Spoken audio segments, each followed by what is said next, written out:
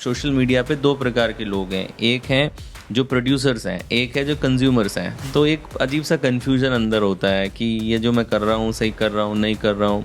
Visualisation या फिर law of attraction को कैसे इस्तेमाल करना चाहिए और कैसे इस्तेमाल नहीं करना चाहिए? तीन चीज़ों का ख्याल रखें। एक हैबिट तीन चीज़ों की बनी होती है जिसे हम कहते हैं हैबिट लूप। कि आपके माता पिता ने कहा कि तुझे डॉक्टर बनना है और आपने उन्हें खुश करने के लिए दिन रात लगा दिया और आप डॉक्टर बन भी गए, लेकिन अब आप खुश नहीं है। तो जहाँ अटेंशन है वहीं करेंसी है। तो जो एक सिगरेट वाला बंदा जब सिगरेट का एक कश मार रहा है तब जो केमिकल रिलीज हो रहा है, सेम केमिकल आपका रील देखने पे रिलीज हो रहा है, सेम केमिकल रिलीज हो रहा है, कोई अंतर नहीं है दोनों के अंदर। एंगर मैनेजमेंट कैसे किया जा सकता है? हमने जो लिमिटेशंस लगा रखी हैं हमारे चारों तरफ, वो लिमिटेशंस ही हैं जो हमें आगे बढ़ने से रोक रही है। डिप्रेशन आपके मन की स्थिति है। तो आपके जीवन में हो सकता है गाड़ी बंगले सब कुछ है, जीवन में हो सकता है बहुत अच्छी तरक्की भी चल रही है, तो भी आप डिप्रेशन के शिकार हो सकते हो। कर्म करता जा, फल की इच्छा मत कर। फल की इच्छा नहीं करना, वो नहीं है इसका मतलब। बात जब थिंकिंग की हो, बात जब हैबिट्स की हो और बात जब अपने आप को इम्प्रूव करने की हो, तो हम कैसे भूल सकते हैं एक नाम को, जिस नाम को शायद आपने कहीं ना कहीं ज़रूर सुना होगा। आज हम बैठे हैं the one and only YSR जी के साथ, योगेंद्र सिंह राठौर जी के साथ। कैसे हैं सर आप? बहुत बढ़िया जी। आज सर के साथ बैठने का मौका मिला है और साथ ही में बहुत सारे सवाल जो खुद के मेरे मन के अंदर भी थे और आप लोगों के अंदर भी हैं। सर आपके चाहने वाले बहुत हैं और मैंने आप ही के चाहने वालों से जो सवाल आपके कमेंट्स के नीचे लोग पूछते रहते हैं, पोस्ट के नीचे लोग पूछते रहते हैं, वही सवाल सर मैं आपके लिए आज नोट डाउन करके लेके आया हूँ। मेरा पहला सवाल सर आपके लिए, आप सर राजस्थान के एक छोटे से गांव से बिलोंग करते हैं। जी। आपका जो संघर्ष था सर वो बहुत ही कठिन रहा है, मैं जहाँ तक जानता हूँ आपको। तो सर मैं चाहता हूँ कि हमारे उन लोगों को, उन दर्शकों को, आज आपको शायद 20 साल से भी ऊपर हो चुके हैं इस इंडस्ट्री में, जी। तो एक बहुत कठिन परीक्षा सर आप जीवन की अपनी दे के आए हैं आज यहाँ तक पहुँचने में। बहुत सारे जी। जब हम सफल होते हैं तो हमारा संघर्ष छुप जाता है, हमारी सफलता दिख जाती है। तो जी। सर मैं चाहता हूँ आज आप अपने चाहने वालों के साथ, हमारी ऑडियंस के साथ अपनी जर्नी को शेयर करें। जी। जी। सो सबसे पहली चीज़ तो ये कि स्ट्रगल बेसिकली क्या है, किसको हम स्ट्रगल कहते हैं। स्ट्रगल एक्चुअली बाहरी नहीं होता है, संघर्ष एक्चुअली इंटरनली होता है। मतलब बाहर की परिस्थितियाँ जैसी भी हों, हम उन परिस्थितियों पे रिएक्ट कैसे कर रहे हैं, उस रिएक्शन से ही हमारा इंटरनल सफरिंग पैदा होता है या इंटरनल स्ट्रगल पैदा होता है। तो बाकी लोगों को शायद ये स्ट्रगल दिखता होगा, बट मैं इसे एज एन स्ट्रगल नहीं देखता। मैं इसे देखता हूँ कि आई वॉज ब्लेस्ड कि मुझे टफ कंडीशंस मिले, राइट। कि हम इनिशियली आई थिंक पहले 5 साल तक तो रीच मालिया और छोटे मोटे गाँव में हम थे। फिर बाद में अजमेर पढ़ाई के लिए शिफ्ट हो गए, तो अजमेर पढ़ाई करी। और मेरी कोचिंग जर्नी जो शुरू हुई वो मैं एक प्रोग्राम में था, जब जवाहर रंगमंच अजमेर में ही प्रोग्राम हुआ था। मेमोरी पे एक प्रोग्राम था राजस्थान में ही, अजमेर में। तो 600-700 लोग थे उसमें। तो बहुत अच्छे अच्छे मेमोरी के डेमो, कोई गिनीज वर्ल्ड रिकॉर्ड होल्डर थे वहाँ पे, तो उन्होंने बहुत सारे अच्छे अच्छे मेमोरी के डेमो दिए। और कुछ बच्चों को बुला के स्टेज पे नंबर याद करने को बोला, किसी को के नाम याद रखवाए। तो मैं बड़ा इम्प्रेस हो गया, मैंने कहा यार इतनी शार्प मेमोरी है। प्लस एंड में जाके लोग ऑटोग्राफ्स वगैरह भी ले रहे थे। तो मुझे लगा यार ये तो बड़ी शानदार सी चीज़ है। और मेरे को टीचिंग का पैशन हमेशा से रहा, तो मैं अपने साथी लोगों को भी पढ़ाता था, ट्यूशन्स भी पढ़ाता था छोटी उम्र से ही। तो मुझे पढ़ने का भी शौक था और पढ़ाने का भी बड़ा पैशन था। पर ये एक नई चीज़ थी जो मैंने देखी कि यार ऐसे आप स्टेज पे बोल सकते हो और ये हो सकता है। पर मेरा जो सबसे बड़ा स्ट्रगल था, बाहरी स्थितियाँ नहीं, मेरा स्ट्रगल था मेरे इंटरनल जो फोबिया थे, उस फोबिया से डील करना। That was the bigger struggle. तो मुझे फोबिया था स्टेज का, तो वो मुझे अट्रैक्ट तो कर रहा था वो, लेकिन साथ में एक फोबिया भी था कि यार डर लग रही थी कहीं क्या होगा पता नहीं। यस यस, कि मैं तो स्टेज पे जाकर के तो नहीं बोल सकता हूँ। तो ये कैसे करूँगा मैं, अगर ऐसा कुछ मुझे करना है तो ये तो मेरे बस का नहीं है। तो मुझे स्टेज फोबिया और सोशल एंग्जाइटी भी थी। मैं थोड़ा इंट्रोवर्ट ही रहा हूँ मैं, मतलब बहुत ज़्यादा फंक्शंस, ग्रुप्स और बहुत ज़्यादा लोगों के बीच में रहना, ये सब मुझे कभी भी ज़्यादा कंफर्टेबल नहीं लगता था। तो मैं अपनी ज़्यादातर अपनी पढ़ाई में ही व्यस्त रहता था, तो इंट्रोवर्ट बहुत रहा हूँ मैं। तो यहाँ तो काम ही लोगों के बीच रहने का था। तो then I started overcoming that. So उसे ओवरकम करना एक स्ट्रगल था, बिकॉज बहुत बार आपको उस कंडीशन में डालना पड़ता है जहाँ पे जिससे आपको डर लगे, बार बार आपको उसमें डालना पड़ता है। लेकिन फिर जब आप उससे बाहर आ जाते हो तो फिर देन आपको पता चलता है कि ह्यूमन पोटेंशियल अनलिमिटेड है। मतलब हमने जो लिमिटेशंस लगा रखी हैं हमारे चारों तरफ, वो लिमिटेशंस ही हैं जो हमें आगे बढ़ने से रोक रही है। अगर हम उन लिमिटेशंस को, डर की जो दीवारें हैं उनको अगर लांग जाएंगे तो देन वी विल रियलाइज कि कितना सारा पोटेंशियल हमारे अंदर है, क्या कुछ हम नहीं अचीव कर सकते। कि मतलब आज मैं वो 20 साल पुराना वाईएसआर देखूं अगर, तो वो वाईएसआर तो लोगों से डर रहा है, वो वाईएसआर तो लोगों के बीच रह नहीं सकता, स्टेज से डरता है। आज मेरा जीवन ही ये है, आज रोज लोगों के बीच में ही है, रोज वेबिनार्स हैं, सेमिनार्स हैं, वर्कशॉप्स हैं। तो काम ही स्टेज का है, काम ही लोगों के बीच रहने का है। तो जो मेरी सबसे बड़ी लिमिटेशन मुझे लग रही थी, वही मेरी सबसे बड़ी ब्लेसिंग आज की लाइफ में है। तो आपकी लिमिटेशंस को आप ब्लेसिंग्स में, अपॉर्चुनिटीज़ में कन्वर्ट कर सकते हो अगर आप उन्हें ओवरकम कर लो तो रियल स्ट्रगल वो नहीं है जो हमारे को पारिवारिक स्थितियाँ क्या मिली बचपन में, वो स्थिति कौन सी जगह पे आप पैदा हुए, किस प्रकार का आपका फाइनेंशियल कंडीशन, ये सब चीज़ें इतनी मैटर नहीं करती हैं। मैटर करती हैं कि आप उनसे सीख क्या रहे हो। जब आपको टफ कंडीशंस मिलती हैं तो वो टफ कंडीशंस आपको मेंटली भी टफ बनाती हैं इंटरनली, तो इनडायरेक्टली तो एज अ ब्लेसिंग हो गई ना, it act as a blessing. तो जो पेन से आप गुजरते हो तो वो पेन ही कल को आपकी स्ट्रेंथ में कन्वर्ट होता है, इंटरनल स्ट्रेंथ बन जाता है। So I don't take it as a struggle, but I take it as a blessing that I had a blessing. Physical conditions जो बाहर होती हैं, स्ट्रगल मेरा ये था, जो इंटरनल थे मेरे, ये सोशल एंजाइटी और स्टेज फोबिया, इन दोनों से जो मैंने डील किया, that was the struggle. But once I overcame it, my limitation became one of my biggest blessing in life. मैं जब सर से पहली बार मिला था, सर के बारे में मैंने जाना, तो सर ना बहुत लिमिट के साथ बोलते हैं सर, ज़्यादा बात नहीं करते, और करते हैं तो बहुत ज़्यादा काम की बात करते हैं ज़्यादा। मतलब मैं थोड़ा सा ऐसा हूँ कि घुलने मिलने वाला आदमी, थोड़ा बहुत ज़्यादा बोलने वाला आदमी, लेकिन सर बहुत ही ज़्यादा पोलाइटनेस के साथ, जो कि सर ने अभी बातचीत कही, सर ने कहा कि जो मेरा संघर्ष था उसको मैं संघर्ष की तरह नहीं लेता, बल्कि वो लिमिटेशन थी दिमाग की, वो एक्चुअली आपको मजबूत बनाने ही आती है। सर जैसे अभी आपने जो कहा कि मुझे डर था स्ट्रेस फोबिया से, तो सर जैसे मैं गाँव से हूँ, हमारे गाँव में मेरी जो पढ़ाई है वो हाई स्कूल तक ही है। तो हमारे गांव में रोड, लाइट, बिजली, पानी आज भी नहीं है। हमारी झाड़ की झोपड़ी थी, और मैं जो सिटकुल में काम करने जाया करता था साइकिल से। तो जब मैंने अपने काम की शुरुआत की, जब मैं सेल्स में आया, तो जो आपने सर भी कहा कि लिमिटेशन वो दिमागी लिमिटेशन ही होती हैं, बहुत ज़्यादा बाहर की लिमिटेशन नहीं होती हैं। आज मैं अकेले ट्रैवल करता हूँ, आज मैं अकेले आपसे मिलने से अहमदाबाद आया हूँ।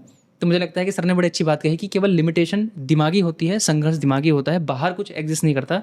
और सर ने जो अपना एक्सपीरियंस शेयर किया, बहुत ही प्रेम के साथ, बड़े ही पोलाइटनेस के साथ कहा, बट इतना आसान था नहीं, मुझे पता है कहीं ना कहीं। बट हाँ, सर ने जो बातचीत कही वो बहुत काम की है।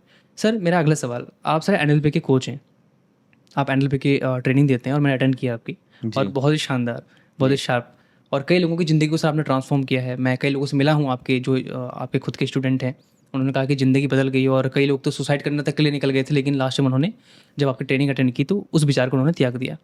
आप कहते हैं सर कि जो NLP है वो दिमाग को इस्तेमाल करने की मैनुअल है। जी, जैसे गाड़ी चलाने की मैनुअल होती है, जैसे गाड़ी हम खरीदते हैं तो एक मैनुअल आती है, कैमरा खरीदते हैं मैनुअल आता है, मोबाइल खरीदते हैं एक मैनुअल आता है, माइक खरीद, मतलब जो भी चीज़ हम खरीदते हैं बाहर से, एक कपड़े भी हमने जब पहने हुए हैं तो उसमें भी एक पीछे टैग लगा हुआ होता है, कैसे इसे इस्तेमाल करना चाहिए, कैसे धोना चाहिए। तो सर आप कहते हैं कि दिमाग को इस्तेमाल करने की कला को हम NLP बोलते हैं। राइट। बहुत सारे लोग सर NLP को नहीं समझ पाते। और मैंने सर आपकी ट्रेनिंग अटेंड की, तो उसमें आपने कहा कि 3-4 प्रकार के लोग होते हैं और इस तरह से एक्ट करते हैं, और उसमें सर मैं भी एक था। तो मुझे बड़ा ही आश्चर्य हुआ कि ये भी चीज़ एग्जिस्ट करती है वर्ल्ड के अंदर। बट सर बहुत सारे लोग जो गांव से हैं, जो गांव से बिलोंग करते हैं, जो वर्किंग प्रोफेशनल्स हैं, आज वो बहुत सारे अपने चैलेंजेस से ओवरकम नहीं कर पाते। तो सर NLP कैसे किसी की लाइफ को बदल सकता है? सर ओवरव्यू अगर मैं चाहूँ सर आपसे देना, कि सर कैसे वो चेंज कर सकता है, और आपने जब लोगों को सिखाया तो सर आपने क्या महसूस किया कि लोग सबसे ज़्यादा किस चीज़ की वजह से वो असफल हैं? क्या NLP उन्हें नहीं आती इसलिए वो सफल हैं? क्या NLP ना आने की वजह से वो कई बार काम नहीं कर पाते, अपने आप को समझ नहीं पाते, अपनी पर्सनालिटी को, अपने को इस्तेमाल करने की जो उनके मैनुअल है उसको समझ नहीं पाते? तो सर NLP क्या है और कैसे किसी की लाइफ को बदल सकती है? जी,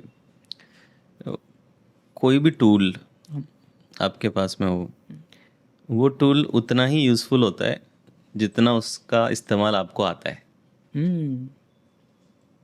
राइट। तो आपको AK-47 दे दी जाए, लेकिन अगर आपको चलानी नहीं आती, अब यहाँ रिकमेंडेड नहीं है, वो एग्जाम्पल है। हाँ, तो अगर आपको चलानी नहीं आती तो आप उस मशीन गन का क्या इस्तेमाल कर सकोगे?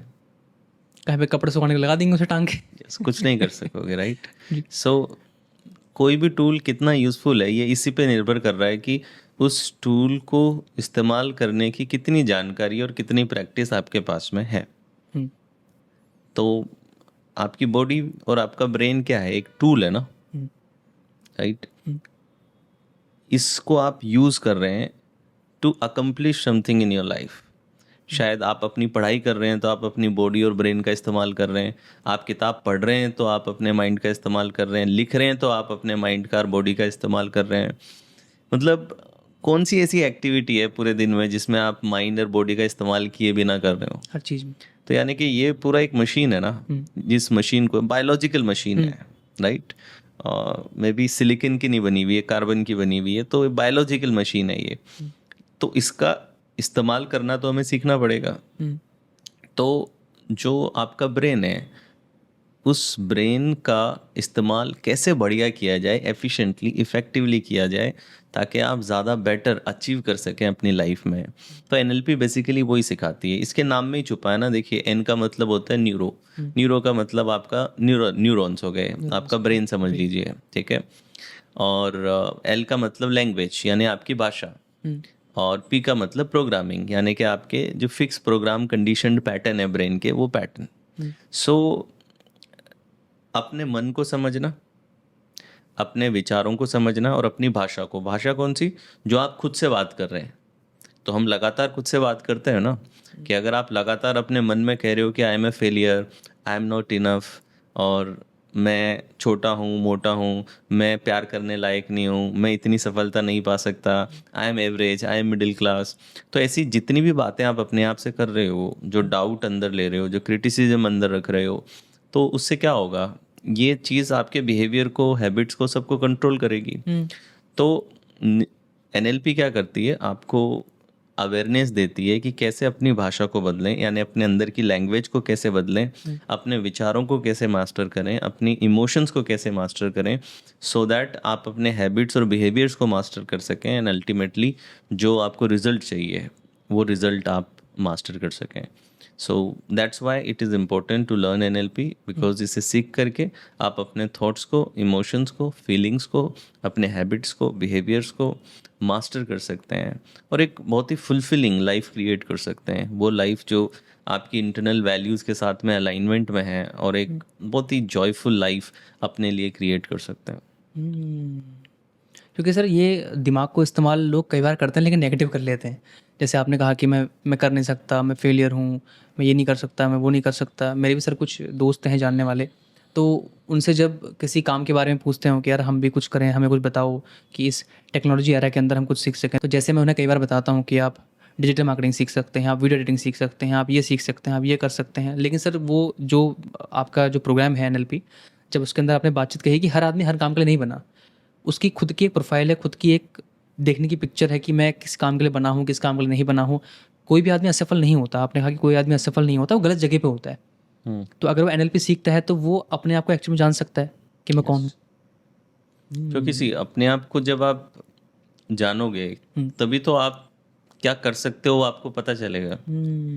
तो दोनों तरीके से होता है, या तो कई बार आपको करते करते पता चलता है कि मैं ये हूँ, कई बार आपको पहले खुद को जान लेना होता है कि मैं ये हूँ, एंड देन आप क्या कर सकते हैं वो आपको अपने आप पता चल जाता यानी है। कि सर अगर कोई इंसान आज संघर्ष कर रहा है तो कहीं ना कहीं वो अपने कोर वैल्यू को नहीं समझ पा रहा कि मैं बना किस चीज़ के लिए हूँ। कई बार सर लोग ऐसी स्किल सीख लेते हैं जिसमें उनका इंटरेस्ट नहीं होता, वो पेरेंट्स के द्वारा कहे जाने पर या दोस्तों के द्वारा कहे जाने पर सीख तो लेते हैं, लेकिन उनका अंदर अंदर मन लगता नहीं है उसमें। अंदर अंदर वो जल रहे होते हैं कि मैं करना कुछ चाहता हूँ, मैं है ना हूँ कहीं और पर। जैसे एम एस धोनी थे, जब वो रेलवे स्टेशन में टिकट काट रहे थे तो उनको अपने आप पर मैं हूँ क्या और मैं क्या कर रहा हूँ, तो फिर वो छोड़ के चले गए। तो यानी कि सर वो इसको जान सकते हैं। इसमें सर मेरा अगला सवाल, हमारे सर ज़्यादातर लोग आज जो दर्शक हैं वो व्यापारी हैं, जो बिज़नेस करते हैं, जो सेल्स में हैं या फिर किसी भी तरह के बेचने के प्रोफेशन के अंदर हैं। आप सर एक सोशल मीडिया स्पेशलिस्ट भी हैं। तो सर आजकल ना सोशल मीडिया को कई लोग एंटरटेनमेंट के लिए यूज़ करते हैं, कई लोग बिज़नेस के लिए यूज़ करते हैं। तो आपके नज़र से सर, आप इतने सालों से हैं और आपने बेसिक लेवल से अपनी शुरुआत की थी, तो आज इंटरनेट किसी व्यापारी के लिए किस तरह से वरदान वो उसके जीवन में साबित कर सकता है, और किस तरह से वो अगर इस्तेमाल नहीं कर रहा है सोशल मीडिया को एक व्यापारी, तो कैसे उसके लिए नुकसानदेह है? क्योंकि सोशल मीडिया के आने की वजह से बहुत सारे बिजनेसेस बंद हो गए, लेकिन बहुत सारे नए नए बिजनेसेस जो हैं वो चालू भी हुए। तो कैसे सर एक व्यापारी अपने सोशल मीडिया को अपने बिजनेस को प्रमोट करने में, बिजनेस को आगे बढ़ाने में इस्तेमाल कर सकता है, और कैसे वही सोशल मीडिया उसके लिए नुकसानदेह का कारण बन सकता है? आप देखो ना कि सोशल मीडिया पे लोग हैं, तो लोगों का सबसे ज़्यादा समय आज की डेट में मोबाइल पे जा रहा है, इंटरनेट पे बीत रहा है, यूट्यूब पे, इंस्टाग्राम पे, व्हाट्सएप पे, बाकी अलग अलग प्रकार की एप्लीकेशंस और प्लेटफॉर्म्स पे। तो एक बिजनेसमैन के लिए कस्टमर को हमेशा अट्रैक्ट करना है, तो अट्रैक्ट करने के लिए उसकी अटेंशन तो लेनी पड़ेगी। तो जहाँ पे लोगों की अटेंशन जा रही है वहीं पे आपको अपना एडवर्टाइजमेंट दिखाना पड़ेगा, राइट?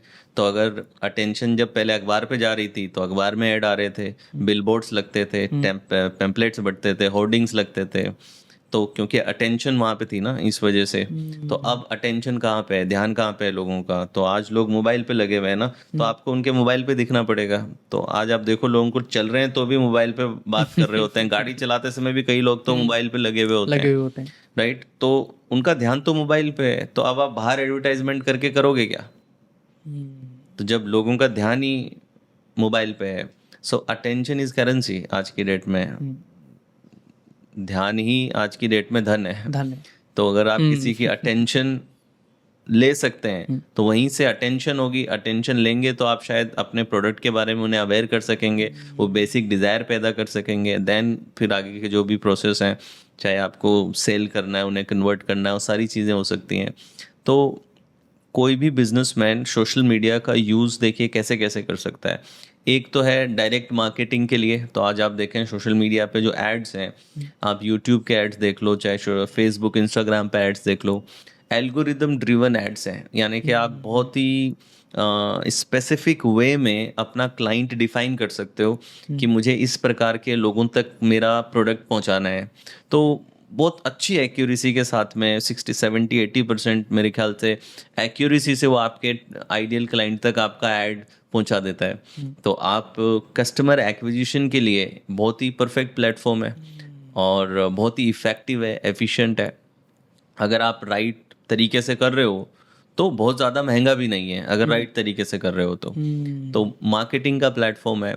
सेकंड है ट्रस्ट बिल्ड करने का प्लेटफॉर्म है। आप अपनी ऑडियंस के साथ में बहुत अच्छा ट्रस्ट बिल्ड कर सकते हो। अब मार्केटिंग तो क्या है, ऐड तो वन टाइम चीज़ हो गई कि आपने कुछ ऐड दिखाया, डायरेक्टली कुछ बेचा, लेकिन सिर्फ ऐड से आपकी ब्रांड नहीं बनती है, ऐड से तो मार्केटिंग होगी, सिर्फ मार्केटिंग ब्रांड बनेगा जब आप पे ट्रस्ट आएगा उनको। तो ट्रस्ट आएगा जब कुछ आप कंसिस्टेंटली उन्हें फीड कर रहे हो, जब आप उन्हें कुछ कंसिस्टेंटली दे रहे हो, लगातार उन्हें दे रहे हो। ये नहीं कि आपने एक ऐड दिखाया बस। तो आप एजुकेट कर सकते हो, जैसे आप ये पॉडकास्ट कर रहे हो, तो ये पॉडकास्ट क्या है, एजुकेट करने का तरीका है। तो पॉडकास्ट से दो चीज़ें हो रही है ना आज, कि लोग आपस में लाइक माइंडेड लोग एक दूसरे के साथ में कनेक्ट हो रहे हैं, तो एक कनेक्शन बिल्ट होता है, एक नेटवर्क बिल्ट होता है। सेकंड चीज़, आप अपनी ऑडियंस को फ्री में कुछ दे पा रहे हो, एजुकेट कर पा रहे हो उन्हें। तो ये जो आप उन्हें एजुकेट कर रहे हो, ये ट्रस्ट बिल्ड कर रहा है ना, एक तरीके से उनके लिए एक वैल्यू एडिशन कर रहे हैं। तो सोशल मीडिया पे अगर आप वैल्यू ड्रिवन कंटेंट बना रहे हो जिसमें लोगों की लाइफ की कोई प्रॉब्लम सॉल्व हो रही है, कोई वैल्यू मिल रही है, या वो एजुकेट हो रहे हैं, और या फिर एंटरटेनमेंट भी एक वैल्यू है एक तरीके से। कई लोग एंटरटेन करते हैं, तो एंटरटेनमेंट में लोगों को मज़ा आया तो मूवी स्टार्स क्या कर रहे हैं, एंटरटेन कर रहे हैं, तो वो भी तो एक वैल्यू है। सिर्फ एजुकेट करना ही वैल्यू नहीं है, एंटरटेनमेंट भी वैल्यू होती है। और बहुत सारे लोगों को एजुकेशन से ज़्यादा एंटरटेनमेंट वैल्यू लगती है, राइट? बट आपको ये देखना है कि आपकी खुद की वैल्यू क्या है, उसके हिसाब से आपको अगर एजुकेट करना, जैसे मुझे नहीं पता एंटरटेन कैसे करते हैं बट मुझे एजुकेट करना आता है, तो मैं उसके हिसाब से जाऊंगा, राइट? तो आप कंसिस्टेंसी के साथ में वैल्यू ड्रिवन कंटेंट अगर बनाते हो, ऑथेंटिक रहते हो कि जो जिन आइडियोलॉजी के लिए आप स्टैंड करते हो, उन आइडियोलॉजीज को अगर आप जीते हो और वहाँ पे शोकेस करते हो, तो एक बहुत बढ़िया अपॉर्चुनिटी है अपनी ऑडियंस के साथ कनेक्शन बनाने के लिए, ट्रस्ट बनाने के लिए, ब्रांड बिल्ड करने के लिए। फिर मार्केटिंग के लिए मैंने बताया आप एडवर्टाइज कर सकते हो, क्योंकि ध्यान ही धन है, तो जहाँ अटेंशन है वहीं करेंसी है, तो अटेंशन के पीछे ही तो करेंसी जाएगी। सो ये हैं इतने सारे फायदे। अब सोशल मीडिया पे दो प्रकार के लोग हैं, एक हैं जो प्रोड्यूसर्स हैं, एक है जो कंज्यूमर्स हैं। प्रोड्यूसर वो है जो कंटेंट बना रहा है, तो फायदा किसको मिलता है? जो प्रोड्यूस कर रहा है, जो क्रिएशन कर रहा है। जो क्रिएट कर रहा है, ठीक है। फिर दूसरा है जो कंज्यूमर है, जो कंज्यूम कर रहा है उस Consume प्रोडक्ट कर को, रहा उसे भी अपने लेवल पे फायदा है, लेकिन कंज्यूमर को कोई मॉनिटरी लेवल पे डायरेक्ट फायदा नहीं है किसी प्रकार का, उसका कोई ब्रांड डायरेक्टली नहीं बन रहा है। तो जो प्रोड्यूसर्स हैं वो एस्पेक्ट जो है वो बहुत पॉजिटिवली आप यूज़ कर सकते हो अपने बिजनेस में। और अगर आप एज ए कंज्यूमर हो तो आपको बहुत ही सेलेक्टिव होना पड़ेगा कि मुझे किस प्रकार का कंटेंट कंज्यूम करना है। अदरवाइज सोशल मीडिया आपके लिए बहुत ही डिस्ट्रक्टिव बन सकता है आज की डेट में। अटेंशन स्पैन 8 सेकंड का हो गया है और 2 घंटा 20 मिनट एवरेज स्क्रीन टाइम है। तो आज आप रील स्क्रॉल करते ही जाओगे, पता भी नहीं चलेगा। लोग अपने मोबाइल पे आते हैं, रील स्क्रॉल करने लगते हैं, कब 1 घंटा बीत जाता है पता भी नहीं नहीं चलता। चलता पता आपके बाकी सारे काम धरे के धरे रह जाएंगे। तो अगर आप सोशल मीडिया को एडिक्टिव होकर के सिर्फ कंजम्पशन कर रहे हो, देन ये आपके लिए बहुत खराब हो सकता है। लेकिन आप इसको as a growth tool use कर रहे हो, आप मार्केटिंग यहाँ कर रहे हो, एडवर्टाइजिंग यहाँ कर रहे हो, कंटेंट प्रोड्यूस कर रहे हो, जो कंटेंट क्रिंज नहीं, कंसिस्टेंसी जिसमें है, वैल्यू है, ऑथेंटिसिटी है, लोगों को एजुकेट कर रहे हो, या फिर हो सकता है एंटरटेन कर रहे हो। सो कई बार एंटरटेनिंग वे में एजुकेट भी कर सकते हो आप। तो there are many very creative people जो एजुकेट भी करते हैं मगर उसको एंटरटेनमेंट के फॉर्मेट में भी लेके जाते हैं। तो दिस इज़ हाउ इसके फ़ायदे हैं सोशल मीडिया के। क्योंकि सर मैं जब इस इंडस्ट्री में आया था, मेरी हाई स्कूल तक पढ़ाई है सर। अगर मैं आज किसी को नौकरी मांगने जाऊँ तो मुझे को 10,000 की नौकरी भी नहीं देगा, जहाँ तक मैं डिग्री की अगर मैं बात करूँ अपने।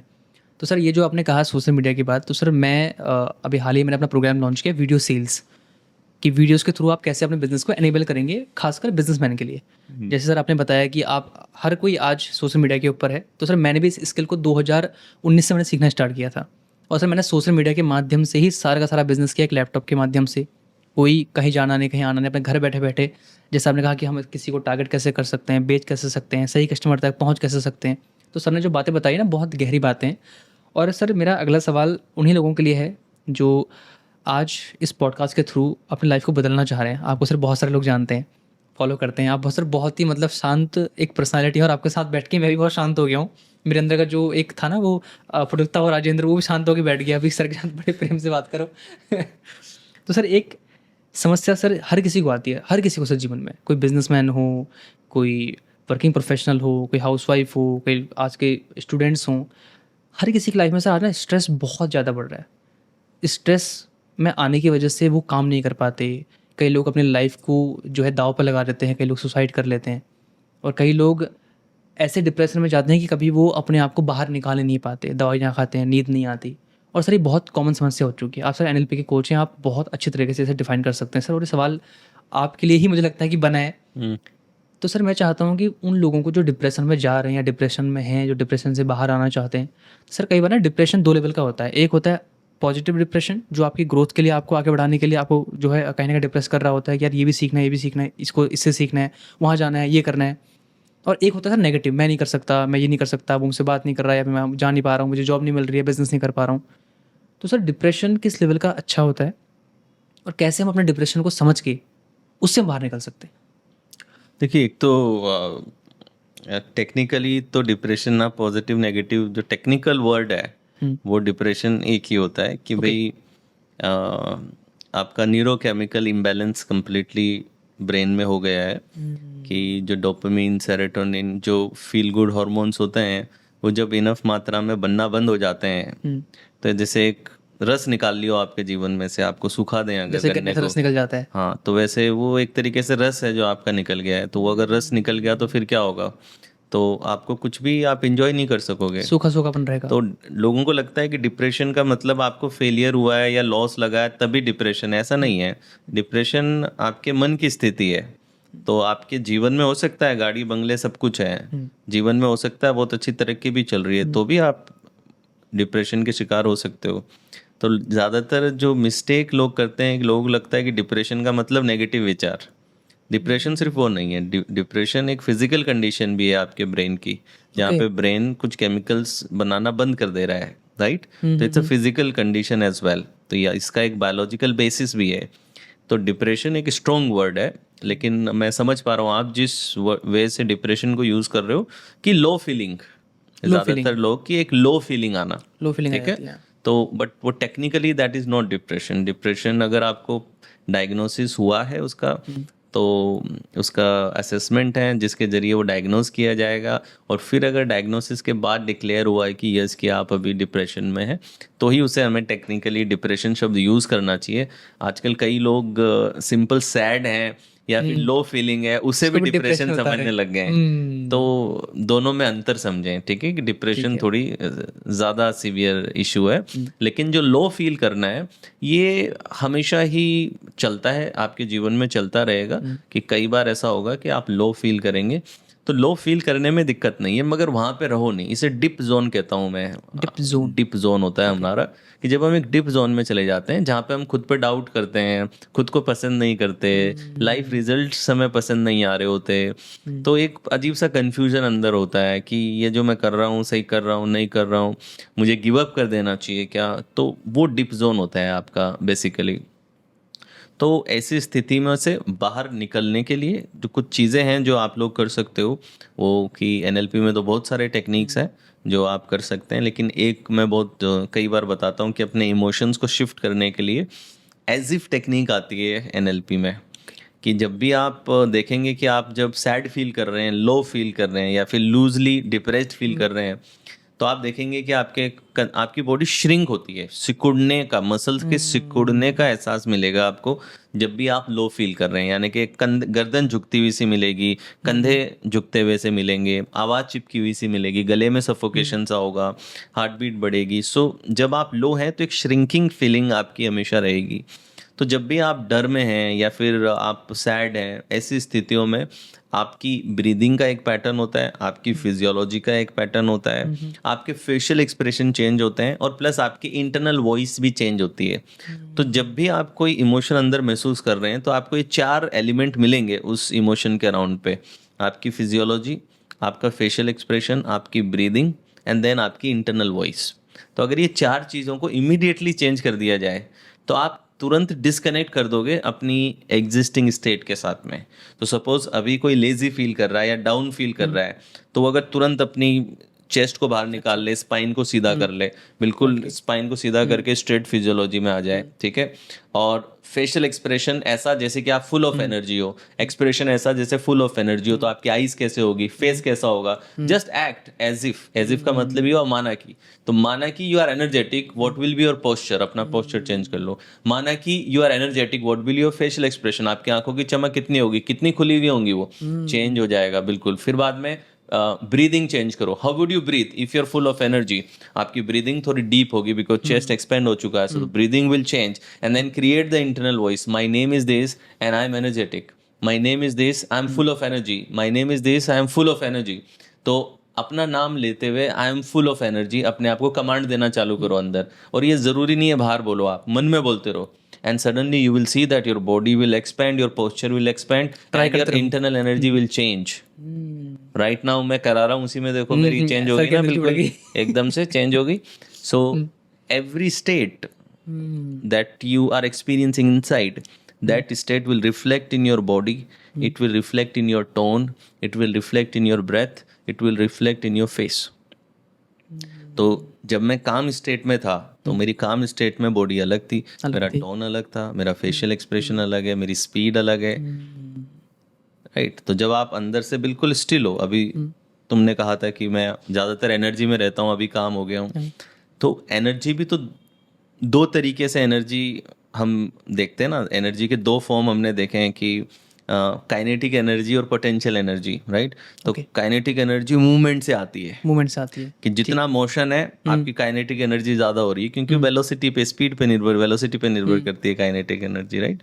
और पोटेंशियल एनर्जी क्या होती है? पोटेंशियल एनर्जी वो पोटेंशियल पे निर्भर करती है, मतलब उसमें पोटेंशियल है एनर्जी का। जैसे किसी चीज़ को हम हैवी चीज़ को उठा के ऊपर रख दिया, तो उसमें जो ग्रेविटी है वो पोटेंशियल एनर्जी की फॉर्म में है ना, एक स्प्रिंग को तुमने दबा के रख दिया, वहीं पे रख दिया स्प्रिंग को, तो अब उस स्प्रिंग के अंदर स्पाइरल एनर्जी, पोटेंशियल एनर्जी है वो, राइट? जितना उसको दबाया वो जैसे ही छोड़ोगे वो पूरी एनर्जी वापस रिलीज हो जाएगी। तो जो फिजिकल मूवमेंट वाली एनर्जी है, जहाँ पे हम कई बार मोटिवेशन में जब ये सब होता है, that is more like a kinetic energy. And when you are still, कि जब आप स्टिलनेस की स्पेस से बात करते हो, कि जब आप डीप डाउन बहुत स्टिल हो आप, तो फिर आपके अंदर से काम और एक स्टेबल एनर्जी आप रेडिएट करोगे। It is more like a potential energy. इसमें फिजिकल मूवमेंट तो ज़्यादा नहीं है, बट फिर भी इम्पैक्ट बहुत है। यानी कि सर मेरे को एक चीज़ समझ में आई, जो कमज़ोर है उसको डिप्रेशन ज़्यादा आएगा, लेकिन जिसके अंदर पोटेंशियल है, जिसको पता है कि हाँ मैं कर सकता हूँ, ठीक है कुछ समस्या आ रही है जीवन में, मैं बाहर निकल सकता हूँ, उसे डिप्रेशन कम होगा जब तक कि उसे शारीरिक तौर पर कोई नुकसान ना हो, उसमें टाइम यस, रेजिलियंस। देखिए आजकल ज़्यादा लोग जल्दी डिप्रेशन में क्यों जाते हैं? क्योंकि रेजिलियंस खत्म हो गई है। जैसे सर रेजिलियंस का मतलब होता है फाइट बैक करने की कैपेसिटी। बाउंस बैक करने की। हाँ, तो जो फाइट बैक, आज सेटबैक तो मिल गया आपको, मगर उसमें से वापस निकलने की कैपेसिटी क्या है आपकी? तो जो शॉक एब्जॉर्प्शन होता है ना, उसे रेजिलियंस कहते हैं हम लोग। तो आजकल जो रेजिलियंस है वो कम है, शॉक एब्जॉर्प्शन की कैपेसिटी बहुत कम है। मतलब ऐसे समझो कि एक बड़ा स्पीड ब्रेकर है। अब आप सपोज कि कोई बेसिक गाड़ी, सपोज ऑल्टो कार आप लेके जा रहे हो, और उस ऑल्टो से स्पीड ब्रेकर पे ऊपर से जा रहे हो, आप 70 की स्पीड में हो, तो उस स्पीड ब्रेकर से 70 की स्पीड में जाओगे तो बहुत शॉक लगेगा ना आपको, गाड़ी पूरी जंप हो जाएगी, जंप भी हो जाएगी गाड़ी और शॉक लगेगा। यही आप अगर रोल्स रॉयस में जा रहे हो या मर्सिडीज में जा रहे हो, तो आपको शायद पता भी नहीं चलेगा, कुछ ज़्यादा खास पता नहीं चलेगा, राइट? क्यों? क्योंकि उस मर्सिडीज का शॉक एब्जॉर्प्शन ज़्यादा है। अब देखिए, ऑब्स्टेकल तो सेम था, स्पीड ब्रेकर तो सेम था, लेकिन जिसका शॉक एब्जॉर्प्शन कम था उसको चोट ज़्यादा लगेगी, जिसका शॉक एब्जॉर्प्शन ज़्यादा है उसको चोट कम लगेगी। यानी कि सर खुद को मजबूत बनाओ। हाँ, तो रेजिलियंस यही होती है, your ability to handle pain, your ability to handle loss, your ability to handle setback, उसे रेजिलियंस कहते हैं। अपने स्किल्स को बढ़ाओ, अपने पोटेंशियल को बढ़ाओ, अपनी वैल्यूज को बढ़ाओ, अपने ऊपर काम करो, ताकि अपनी मेंटल स्ट्रेंथ पे काम करो, मेंटल इमोशनल स्ट्रेंथ पे काम करो। ये मसल की तरह ही है। वो कैसे काम कर सकते हैं सर? किन किन तरीकों से हम अपने मतलब मेंटल स्टेट को बेटर बना सकते हैं? मतलब मेंटल स्टेट को बेटर बनाने के कई तरीके हैं, जिसमें से जो बहुत इम्पोर्टेंट है मैं कुछ वो बता देता हूँ। एक तो ये कि अपनी डाइट का ख्याल रखो, खाने पीने का। बोरिंग सी बात लगती है कि जब किसी को मैं डाइट की, क्योंकि लोगों को क्या चाहिए ना, कोई मैजिकल नुस्खे चाहिए कि कुछ मैजिकल नुस्खा दे दो कि मैं जाकर के किसी झरने के नीचे बैठ करके कुछ वो ऐसा कुछ कर दूं या सोशल मीडिया में चलता भी रहता है आजकल। तो नहीं, ऐसा नहीं। डाइट लोगों को लगता है कि सिर्फ बॉडी पे फर्क डालती है, लेकिन नहीं, आपकी बॉडी और माइंड कोई अलग चीज नहीं है, दोनों जुड़े हुए ही हैं। कहते हैं जिसका पेट साफ उसका मन साफ। हाँ, एक ही सिस्टम है ये दोनों के दोनों, ठीक है? तो आप अपनी डाइट बहुत अच्छी रखो। डाइट अच्छी रखने का सिंपल सा तरीका है कि आपकी डाइट में प्रोटीन ज़्यादा होनी चाहिए। प्रोटीन, हाँ, प्रोटीन डाइट ज़्यादा होनी चाहिए। कार्ब होने चाहिए मगर कम, फैट कम। जो जितना ज़्यादा, हाँ, जंक फूड वगैरह सब बंद करो। इवन हमारे यहाँ तो चावल और गेहूँ बहुत खाया जाता है, राइट? इसमें कार्ब है, बस मोस्टली कार्ब है, तो कम करो। इससे बंद तो नहीं कर सकते हमारी डाइट में से, कुछ कुछ मात्रा में लें तो अच्छा भी है, लेकिन इन्हें कम करो और अपनी डाइट में प्रोटीन जो है वो ज़्यादा बनाओ। फिर चाहे आप वेजिटेरियन हो, नॉन वेजिटेरियन हो, जैसे भी आपको प्रोटीन मिलता है। अगर आप वेजिटेरियन हो तो वेज में भी प्रोटीन के ऑप्शंस आते हैं, नॉन वेज में तो प्रोटीन के ऑलमोस्ट सारे ऑप्शन हैं।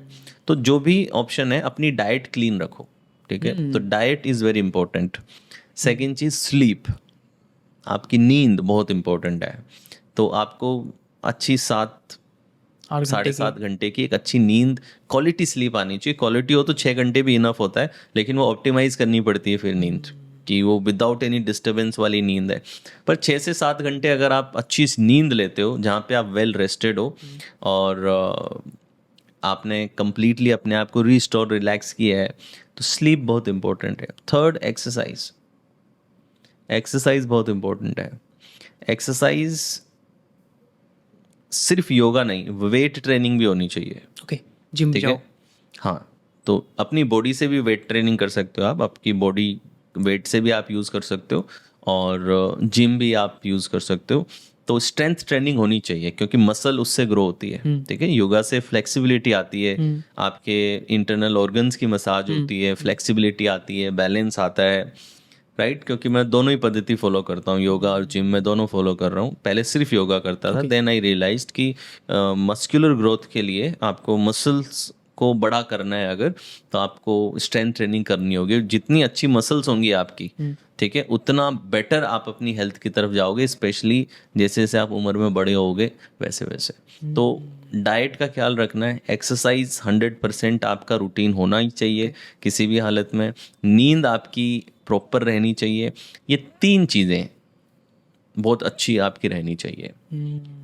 फिर बाद में मन के लिए मेडिटेशन हो गया, ब्रीदिंग हो गया। मेडिटेशन एंड ब्रीदिंग आप रखो अपने स्केड्यूल के अंदर, ये आपके मन के लिए बहुत अच्छी रहेगी। तो ये 4-5 चीज़ें आपने अगर करी तो आप में नेचुरली जो रेजिलियंस है, वो मेंटल स्ट्रेंथ जो है वो आपकी डेवलप होगी। और दूसरे पर्सपेक्टिव में जो भी चीज़ें तुम्हें इंस्टेंट रिजल्ट दे रही है, इंस्टेंट ग्रेटिफिकेशन दे रही है, उनसे दूर रहो। रील्स, शॉर्ट्स, खाना हो, फास्ट फूड हो, हाँ, तुरंत जिसमें आनंद आ रहा है। तुरंत प्लेजर आ जा रहा है, इंस्टेंट प्लेजर मिल जाता है ना। बंदे ने रील देखी, तुरंत वो शॉट पे शॉट मिल रहा है उसको, मेंटल शॉट्स मिल रहे हैं डोपामिन के। तो जो एक सिगरेट वाला बंदा जब सिगरेट का एक कश मार रहा है, तब जो केमिकल रिलीज हो रहा है, सेम केमिकल आपका रील देखने पे रिलीज हो रहा है, सेम केमिकल रिलीज हो रहा है, कोई अंतर नहीं है दोनों के अंदर, ठीक है। डोपामिन रिलीज हो रही है, आपको हिट मिल रहा है, एक बॉडी को खराब कर रही है, एक मन को खराब कर रही है। हाँ। तो कोई बंदा अल्कोहल ले रहा है, उसको हिट मिल रहा है, राइट। तो इसलिए सोशल मीडिया भी एडिक्शन, आज डिजिटल एडिक्शन की कैटेगरी में है ना, तो लोग एडिक्ट हो जा रहे हैं। तो इंस्टेंट ग्रेटिफिकेशन मिल रहा है। फिर आप देखो लोग जंक फूड बहुत खाते हैं, तो जंक फूड में भी ये टेस्ट, ये जो कुछ मिलियन एटम्स आपकी टंग की टिप पे है, इस मिलियन एटम के चक्कर में पूरी ट्रिलियन ऑफ सेल्स जो है उनको बर्बाद कर देते हैं लोग। तो राइट मैथमेटिक्स नहीं है ना कि कुछ मिलियन एटम्स के लिए ट्रिलियंस ऑफ सेल्स को बर्बाद कर दिया आपने। तो टेस्ट ड्रिवन है, राइट। तो कॉन्शियसली ईट नहीं करते हैं, तो टेस्ट को प्रायोरिटी देते हैं। तो इंस्टेंट चाहिए ना सब कुछ, तो जब आपको इंस्टेंटली सब कुछ चाहिए, तो अब जरा भी आपके जीवन में कुछ सेटबैक आएगा तो आपकी रेजिलियंस तो कमजोर हो गई ना, क्योंकि आपकी आदत तो है तुरंत मिलना चाहिए, तुरंत मिलना चाहिए। आपको 20 मिनट में पिज़्ज़ा आना चाहिए, 2 मिनट में मैगी मिलनी चाहिए, 10 मिनट में ब्लिंकेट होना चाहिए, 30-30 सेकंड की रील होनी चाहिए, 1-1 मिनट के शॉट होने चाहिए, 20-20 के क्रिकेट मैच होने चाहिए। तो देखो ना आप दुनिया कैसे धीरे धीरे फास्ट होने की तरफ जा रही है कि मुझे सब कुछ तेज चाहिए, क्विक चाहिए, राइट। तो टेक्नोलॉजिकली आप चीज़ें क्विक कीजिए, अपने वर्क को क्विक कीजिए, ठीक है चलेगा, लेकिन आप अपने माइंड को ऐसा ट्रेन मत कर लीजिए कि हर चीज़ मैं क्विक ही करूँगा, और वो जब क्विकली नहीं मिलेगी मुझे तो फिर मैं सफ़र करूँगा, फिर आप में सफरिंग रहेगी, तो फिर रेजिलियंस नहीं रहेगा आपके अंदर, जल्दी आप सेटबैक में जाओगे। क्या बात है। सर ने भी जो चीज़ें बताई, आप अपनी हेल्थ के ऊपर, अपने माइंड के ऊपर, सोशल मीडिया से थोड़ा सा दूर रहो। और सर ने जो भी कहा, खाना पीना और सोना, वो भी टाइम से कहा है। ऐसा नहीं कि आप सर रात को 12 बजे खा रहे हो, बढ़िया है ना, आपने कहा जी मैं तो बड़ा हेल्दी फूड खा रहा हूँ, रात को 12 बजे, वो नहीं। समय के साथ, सही समय के साथ सही चीज़ें अगर आप करेंगे, तो कहीं ना कहीं वो डिप्रेशन का जो वर्ड है वो हमारे लाइफ से हट जाएगा, क्योंकि हम एक हेल्दी लाइफस्टाइल को फॉलो करेंगे। तो सर का पूरा जो अभी माहौल था यहाँ पर वो यही था कि हेल्दी लाइफस्टाइल को फॉलो करो। सर आपकी मेरे ख्याल से 12 से ज़्यादा किताबें हैं जी। तो सर की बहुत सारी किताबें, मैं सबको टैग कर दूंगा, आप सर की किताबें ज़रूर पढ़िएगा। बहुत सारी किताबें जो आप सर से पर्सनली कनेक्ट होकर आपसे, जब आप और किताबें आपसे बात करेंगे तो कहीं ना कहीं सर बैठ के ही आपसे बात कर रहे होंगे। तो ये तो 1 घंटे का 2 घंटे का पॉडकास्ट होगा, लेकिन वो किताबें आपके लिए, जब भी आपको समस्या आएगी तब हम किताब खोल के आप बैठ जाना। सर अगला मेरा सवाल, आपने कहा कि बहुत जल्दी लोगों को क्विक चाहिए, इससे सर रिलेटेड मेरा सवाल है, वो है पेशेंस। लोगों के अंदर पेशेंस बहुत खत्म हो रहा है। तो आपने जो सर अभी कुछ चीज़ें बताई कि पेशेंस जल्दी हो, सब कुछ जल्दी मिल जाए इसलिए पेशेंस खत्म हो रहा है। बट सर पेशेंस की वजह से कई बार लोग बहुत जल्दी, जिस काम में 1 साल लगता है उस काम को वो 1 महीने में चाहते हैं, जिस चक्कर से उनके कई बार रिलेशनशिप, कई बार बिजनेस, कई बार क्लाइंट्स, कई बार सेल्स और कई बार सफलता बहुत डिले हो जाती है। तो सर पेशेंस को इम्प्रूव कैसे कर सकते हैं? जो आपने सर बताया डिप्रेशन के लिए, सर वही सेम चीज़ फॉलो करनी होगी, या फिर इसमें सर कुछ हमें और कुछ ऐसा कि जिसमें लोग थोड़ा समझ दें किसी चीज़ को, कि समय पर ही चीज़ें होती हैं। माली भी जब पेड़ों में पानी डालता है तो वो ये नहीं कहता कि आज ही फल दो, वो बड़ा करता है, पालता है, पोसता है, उनकी कटिंग करता है, आसपास से घास फूस उखाड़ता है पेड़ों से, तब जाके फल का जो पेड़ होता है वो बड़ा होता है, उसके बाद जाके उसमें फल निकलते हैं। तो सर जो ये एक प्रोसेस का जो लोगों को सीधे प्रोसेस को छोड़ के सीधे एंड रिजल्ट तक जाने का जो माइंडसेट लोगों का हो चुका है, ये कहीं ना कहीं सोशल मीडिया से भी कई लोगों ने इसको फैलाया है। ये सब कुछ कंडीशनिंग सी बात सिर्फ सोशल मीडिया की नहीं है। देखिए, हमें सब कुछ तुरंत चाहिए। ये नीड, इंस्टेंट ग्रेटिफिकेशन की जो नीड है, ये इवोल्यूशनरी नीड है। मतलब हम एंशियंट टाइम से ही इस तरीके का हमारा ब्रेन है कि उसको इंस्टेंटली चाहिए। मगर इसको हमें, इस इम्पल्स को कि इंस्टेंटली चाहिए, इस इम्पल्स को हम कंट्रोल कर सकते हैं। लेकिन अगर हमारा एनवायरनमेंट राइट नहीं है तो ये इम्पल्स एम्पलीफाई भी हो सकती है। ओके। तो ये इम्पल्स तो जेनेटिकली है हमारे अंदर, चीज़ें तुरंत चाहिए, उसकी जेनेटिकली है, इम्पल्स है। लेकिन उस इम्पल्स को एक्सप्रेस हम करें कि नहीं करें, वो चॉइस है हमारे पास में। लेकिन जब सोशल मीडिया और हमारा एनवायरनमेंट जब फास्ट हो रहा है तो हमारी उस नीड पे ही तो खेल रहा है वो। मैं एक्स्ट्रा पैसे दे करके 10 मिनट में चीज़ क्यों चाहिए मुझे, ताकि वो नीड है ना मेरी। तो जो सारी मार्केटिंग है वो उसी नीड को तो कैपिटलाइज कर रही है कि ह्यूमंस में नीड है कि उन्हें इंस्टेंटली चाहिए। अब होता क्या है कि नीड ऑलरेडी है, लेकिन जब आप बार बार वो चीज़ें करते हो, इंस्टेंट ग्रेटिफिकेशन लेते हो, तो वो नीड एम्पलीफाई हो जाती है और वो फिर एडिक्शन की स्तर पे आ जाती है कि फिर जब वो नहीं मिलेगा तो तड़पेगा आदमी, फिर आप तड़पोगे। एक पॉइंट के बाद में एडिक्शन क्या होता है, देखिए, जो बंदा रोज सिगरेट पी रहा है उसे एक पॉइंट के बाद में सिगरेट पीने में मजा नहीं आ रहा है, वो मजे के लिए नहीं पीता है, लेकिन उसका प्रॉब्लम है कि वो पिएगा नहीं तो दर्द होगा। तो जो लोग रोज अल्कोहल पीते हैं उन्हें अब अल्कोहल पीने में मजा भी नहीं आ रहा। आप देखो ना, जो बहुत अल्कोहल पीते हैं, आप देखें उन्हें कि उनको एक पैक पिला दो, उन्हें कुछ फर्क ही नहीं पड़ता, एक पैक में, दो में नहीं पड़ता, फिर एक समय बाद 3 पैक पे फर्क नहीं पड़ता, फिर कहते हैं 5 पे फर्क नहीं पड़ रहा, तो 5 पैक तक तो उसे फर्क ही नहीं पड़ रहा है। बोतल चाहिए उसे। उसको प्रॉब्लम क्या हो गई कि अब वो नहीं पीता है ना, तो उसको ट्रबल होती है। That is the root of addiction. तो ये इंस्टेंट ग्रेटिफिकेशन की नीड तो एवोल्यूशनरी है, बायोलॉजिकली हमें ऑलरेडी एग्जिस्ट करती है, हमारे सर्वाइवल के लिए इम्पोर्टेंट थी, इस वजह से हमारे अंदर आ गई। लेकिन एनवायरनमेंट उसको बढ़ावा देता है कि एक चिंगारी है, लेकिन तुम फूंक मार रहे हो उस पर, तो उसको अब आप आग में कन्वर्ट कर रहे हो। बट चिंगारी तो है, चिंगारी पहले से ही थी, पहले से ही है, वो आपके बायोलॉजिकल सिस्टम में ही है, जेनेटिकली कंडीशन है हम उस चीज़ के लिए। बच्चे को देखो ना, बच्चे को तुरंत चाहिए होता है ना, बच्चों को तो आपने ट्रेनिंग नहीं दी ना। बच्चे को देखो, एक बार उसको कुछ चाहिए तो तुरंत चाहिए, जोर से रोने लगता है, तड़पड़ा लगता है, मुझे अभी चाहिए, जो भी चाहिए। तो वो डीपली रूटेड है हमारे अंदर, लेकिन उसको एक्सप्रेस करें कि नहीं करें, उसको ट्रेन किया जा सकता है, राइट। तो वो चीज़ है। तो पेशेंस का अपोजिट है इंस्टेंट ग्रेटिफिकेशन। तो जब हमारा एनवायरनमेंट ऐसा बना दिया हमने जो इंस्टेंट ग्रेटिफिकेशन को बढ़ावा दे रहा है, तो पेशेंस तो बेचारा नीचे जाएगा ही ना। दूसरी चीज़ जो माइंडसेट शिफ्ट करने की ज़रूरत है वो ये है कि कृष्ण ने बहुत अच्छा कहा है गीता में, बहुत फेमस है कि कर्मण्य माँ अधिकारस्ते माँ फलेषु कदाचन। ठीक है, यानी कि आउटकम के साथ अटैचमेंट ना रखें, प्रोसेस पे ध्यान दें।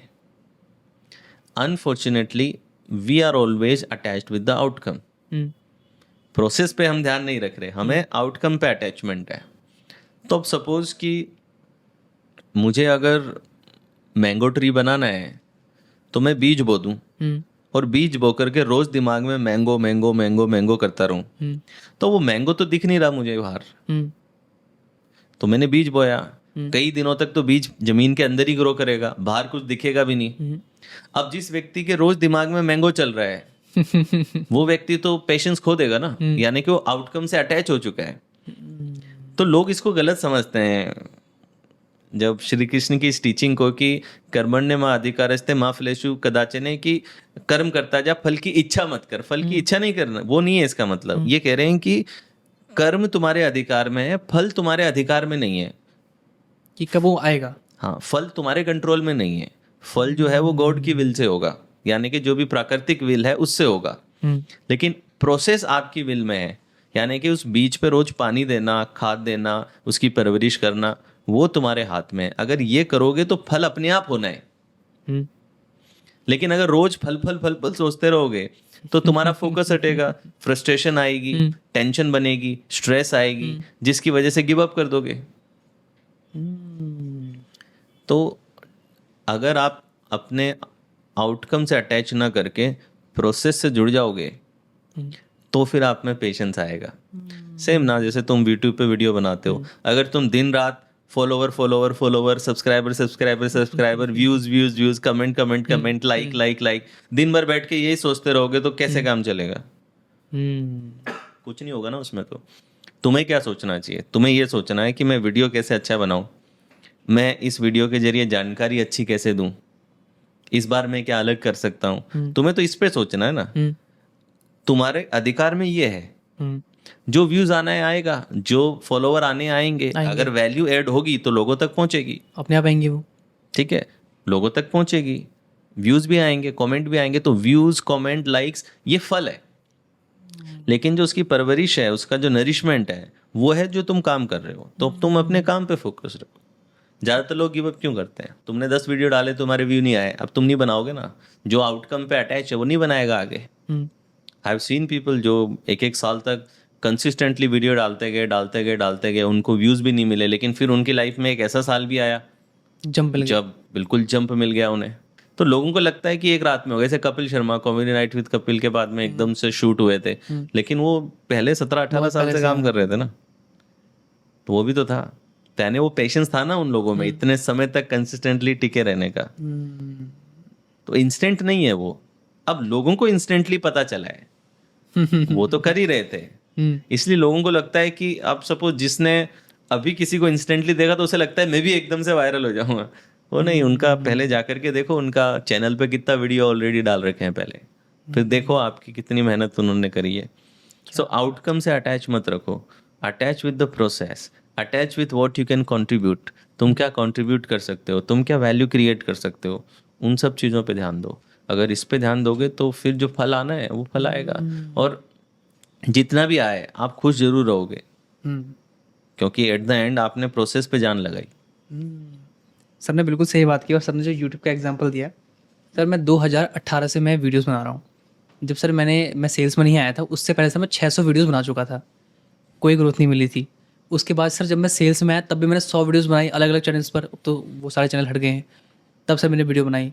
उसके बाद सर जब मैं इस फील्ड में आया, अभी तक सर मैं 1000 वीडियो बना चुका हूँ।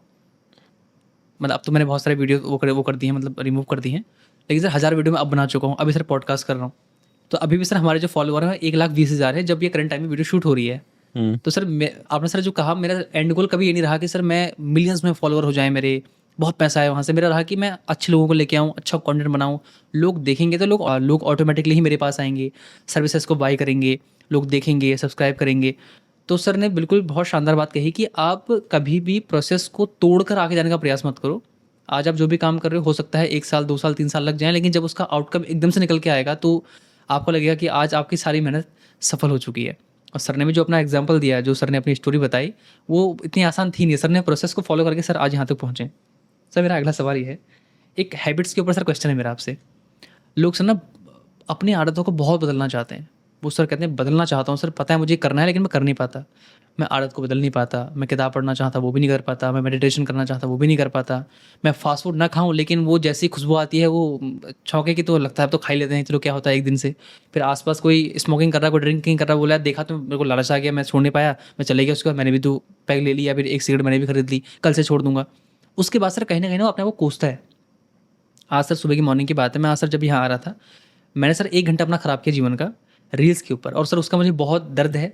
लेकिन सर वो फिर भी समझने के बाद भी कि मुझे छोड़ना है, उसके बावजूद भी सर वो इतना खतरनाक एडिक्शन वो निकलने दे ही नहीं रहा था मुझे वहाँ से। जबकि सर ऑलमोस्ट मैं जो भी वीडियोस देख रहा था वो कहीं ना कहीं अच्छे लोगों की थी, मोटिवेशनल टॉक्स थे, लेकिन सर वो भी कहीं ना कहीं आदतों में घुस चुके थे। तो सर मुझे लगा कि मुझे इतना ज़्यादा समय नहीं देना चाहिए था जितना मैंने समय दिया है, क्योंकि उतना दिमाग मेरा प्रोसेस नहीं कर पाएगा। मैंने अपने आप को कोसा कि राजेंद्र तूने आज 1 घंटा जीवन का बर्बाद कर दिया, जिस वक्त तो किताब पढ़ सकता था। तो सर मेरे साथ भी चीज़ें हो जाती हैं। तो सर अगर किसी को अपनी आदतों को बदलना है, वो बेचारा अपने आप को कोस भी रहा होता है बैकेंड में, रोज़ शाम को सोते वक्त, बैठे वक्त, यार मैंने जीवन क्या कर रहा हूँ जीवन के साथ अपना में। तो सर वो आदतों को कैसे बदले? अगर सर एनएलपी में कुछ ऐसा हो जिससे लोग अपनी आदतों को बदल पाएँ, लेकिन सर वो प्रोसेस से ही होगा, एक दिन में कोई भी आदत नहीं बनती। सबसे पहली चीज़ तो ये कि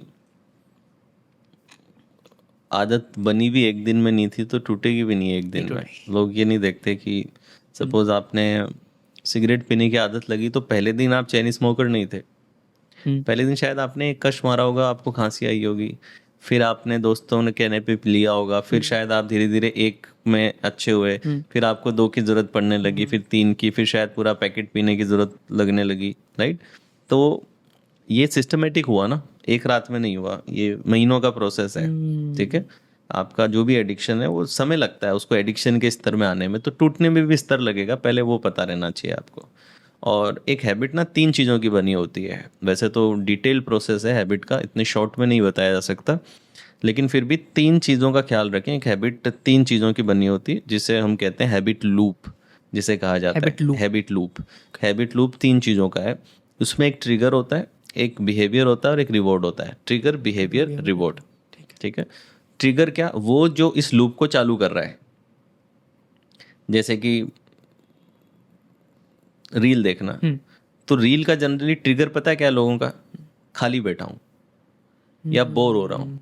देख लेता तो हूँ। ट्रिगर या तो एक आवाज़ हो सकती है, या फिर एक फीलिंग हो सकती है, या फिर एक विजुअल हो सकता है, या फिर कोई पर्टिकुलर टाइम भी हो सकता है, या फिर कोई पर्टिकुलर लोकेशन भी हो सकती है। ये कुछ 5 ट्रिगर्स हैं, विजुअल, ऑडियो, फीलिंग, टाइम और स्पेस। ये 5 ट्रिगर हैं जो आपके अंदर उस लूप को चालू करते हैं। तो सिगरेट पीने वाले का ज़्यादातर ट्रिगर क्या होगा, बॉस ने कुछ कहा और अंदर स्ट्रेस महसूस हो रहा है, स्ट्रेस फील हो रहा है, तो यानी यहाँ पे फीलिंग एक ट्रिगर कर रही है। या फिर अंदर एक आवाज़ है, यार बहुत देर से पी लेता हूँ, मन कर रहा है। या फिर किसी को पीते हुए देख लिया, एकदम से तलब चालू हो गई, गेटिंग इट।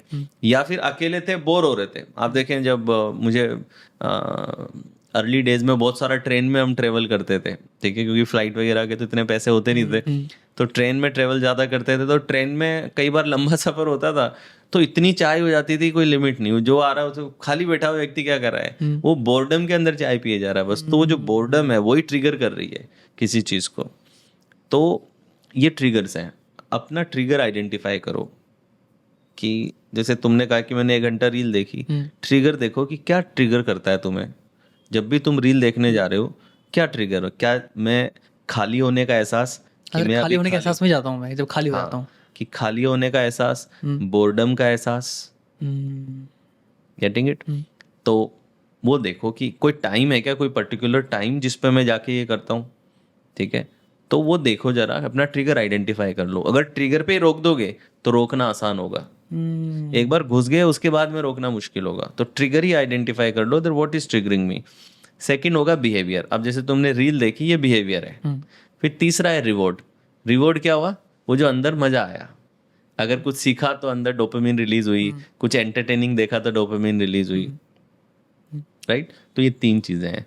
तो अपना बिहेवियर सबको पता होता है, रिवॉर्ड क्या मिलने वाला है, केमिकल लेवल का है, ठीक है, वो वैसे फीलिंग आ जाती है। तो ट्रिगर लोगों को नहीं पता होते हैं, तो अपने ट्रिगर्स आइडेंटिफाई करो एंड उन्हें नोट डाउन करना चालू करो।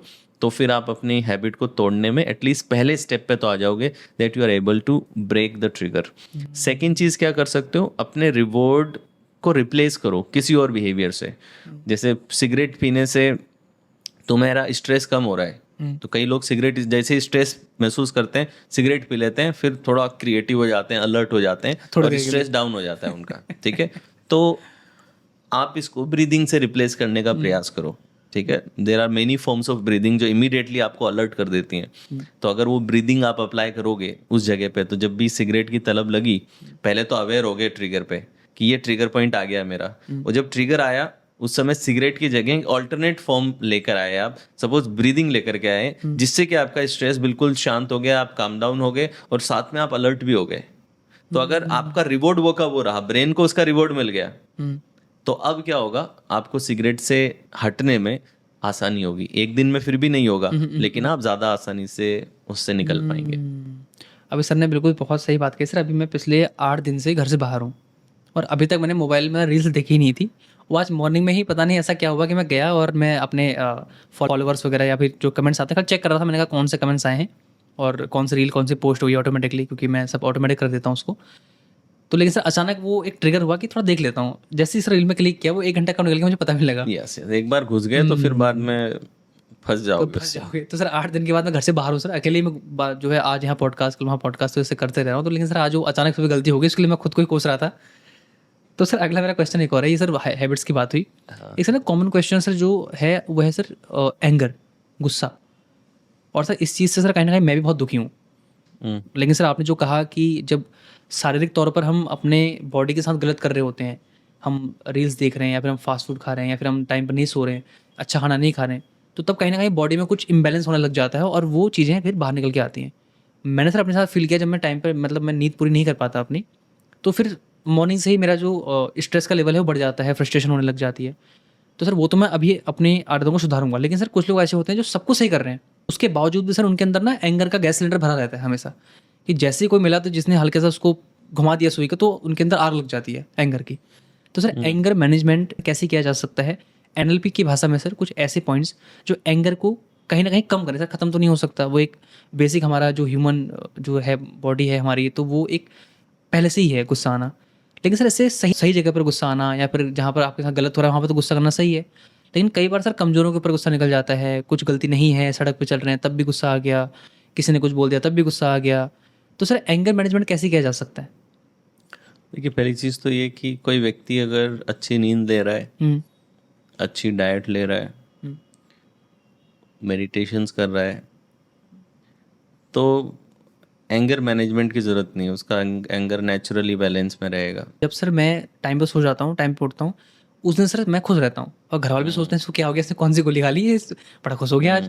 और कभी कभी सर मतलब कई बार ऐसा होता है हफ्ते में एक आध बार, जब इम्बैलेंस हो जाती है चीज़ें, तो तब मैं तो बड़ा जब इम्बैलेंस्ड होंगी, आपकी डाइट खराब चल रही है, आपका मेडिटेशन का कोई रूटीन नहीं है, आप जंक फूड अंदर शरीर में डालते हो, आपकी बायोकेमिस्ट्री बिगड़ी हुई है, तो वेल रेस्टेड नहीं हो, तो ही गुस्सा आपको इतना हो जाएगा कि आप कंट्रोल नहीं कर सकते। देखिए, आपका ब्रेन है, एक लिम्बिक ब्रेन है और एक है प्रीफ्रंटल कॉर्टेक्स पीएफसी। गुस्सा कहाँ से पैदा होता है? आपके लिम्बिक ब्रेन से आता है। लिम्बिक ब्रेन आपका एंशिएंट ब्रेन है जो लाखों सालों से जिसका एवोल्यूशन चल रहा है। पीएफसी जो है वो कुछ हजार सालों से है। तो प्रीफ्रंटल कॉर्टेक्स का काम क्या है? देखिए, प्रीफ्रंटल कॉर्टेक्स के कई फंक्शन है, लॉजिक, रीजनिंग, एनालिसिस, मैथमेटिक्स, बहुत सारी चीज़ें हैं, जिसमें से एक है to control the impulses of your limbic brain. तो तुम्हारा जो एनिमल ब्रेन है, उस एनिमल ब्रेन में से जब इम्पल्स उठे तो उस इम्पल्स को कंट्रोल करना। तो अब लगातार आपके दो ब्रेन के रीजन्स में फाइट चल रही है। लिम्बिक ब्रेन में एंशिएंट ब्रेन है, वो एंशिएंट ट्रिगर्स लेके बैठा है, वो इंस्टिंक्ट लेके बैठा है, इम्पल्सेस लेके बैठा है, तो वो उस इम्पल्स को एक्सप्रेस करना चाहता है। और प्रीफ्रंटल कॉर्टेक्स एसेस करती है कि भाई ये राइट एनवायरनमेंट नहीं है और मुझे नहीं लगता कि ये गुस्सा एक्सप्रेस करने की ज़रूरत है, यहाँ पे इस गुस्से की ज़रूरत नहीं है, इससे बेटर तरीका है, मुझे कंपैशनेट होने की ज़रूरत है और मैं बेटर वे से इसको दे सकता हूँ। Getting it? ये प्रीफ्रंटल कॉर्टेक्स काम करती है। तो अब जिसकी प्रीफ्रंटल कॉर्टेक्स स्ट्रॉन्ग है, उसका लिम्बिक ब्रेन उसको कंट्रोल नहीं कर सकेगा, यानी कि उसके एनिमल इंस्टिंक्ट उसे कंट्रोल नहीं करेंगे, राइट? जिसकी प्रीफ्रंटल कॉर्टेक्स वीक है, उसका लिम्बिक ब्रेन एक्टिव हो जाएगा।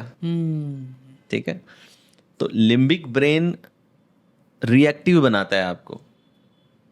रिएक्ट करोगे आप? रिएक्ट करना, एंगर रिएक्शन है ना, रिस्पॉन्स नहीं है, रिएक्शन है। तो सारे आपके जो रिएक्शन है वो लिम्बिक ब्रेन से आते हैं। तो अब जैसे मैंने इंस्टेंट ग्रेटिफिकेशन क्या है, आपके लिम्बिक ब्रेन की ड्राइव है ये। तो जितना ज़्यादा तुम सोशल मीडिया पे टाइम बिता रहे हो, उतना तुम अपने लिम्बिक ब्रेन को तो फीड कर रहे हो और अपना जो प्रीफ्रंटल कॉर्टेक्स है उसको वीक कर रहे हो। तो अब जब इम्पल्स उठेगी तो प्रीफ्रंटल कॉर्टेक्स तो उसे कंट्रोल नहीं कर सकेगी, क्योंकि वीक कर दिया है तुमने उसे तो। और लिम्बिक ब्रेन जो रिएक्टिव ब्रेन है वो रिएक्टिव हो चुका है, तो वो और ज़्यादा कंट्रोल के बाहर हो गया है, राइट? आग अगर बहुत ज़्यादा हो तो फिर फायरमैन फाइट नहीं कर सकता ना, उसमें पानी डाल के बुझा नहीं सकता। हाँ, अगर पानी अगर आग थोड़ी हो तो बुझा ही जा सकती है ना उसे। तो प्रीफ्रंटल कॉर्टेक्स वही काम कर रही है कि वो कंट्रोल करती है इम्पल्सेस को। और जब आप बहुत स्पिरिचुअली इवॉल्व हो जाते हो तो एक स्थिति देखिए क्या है कि आपके अंदर गुस्सा आता है, आपका कोई कंट्रोल नहीं है, वो सब जगह बिखर जाता है। ये एक स्थिति है रिएक्शन की। दूसरी स्थिति है गुस्सा आता है लेकिन आपकी बुद्धि इतनी पावरफुल है कि आप उसे कंट्रोल कर सकते हैं, आप उसे एक्सप्रेस नहीं करेंगे। तो मुझे तुम पे किसी बात पे गुस्सा आया, अंदर से आया, लेकिन मैंने उसे वहीं कंट्रोल कर लिया। मैंने बाहर ना तो मेरी बॉडी पे एक्सप्रेस होने दिया, ना मेरी जुबान पे आने दिया, ना मेरी आंखों में आने दिया, मैंने कहीं भी नहीं आने दिया। अंदर आया और अंदर ही उसको डील कर लिया। ठीक है, ये दूसरी स्थिति। तीसरी स्थिति है जब आप बहुत स्पिरिचुअली कंपैशनेट हो जाते हो, when you are in a state of oneness, when you are in a state of pure compassion, उस पॉइंट पे वो पैदा ही नहीं होता है, आएगा ही नहीं। आता ही नहीं है, इट वॉन्ट कम। तो कोई कंट्रोल की भी ज़रूरत नहीं है, ठीक है। मगर उस तीसरी स्थिति में पहुंचने के लिए बहुत मेहनत लगती है।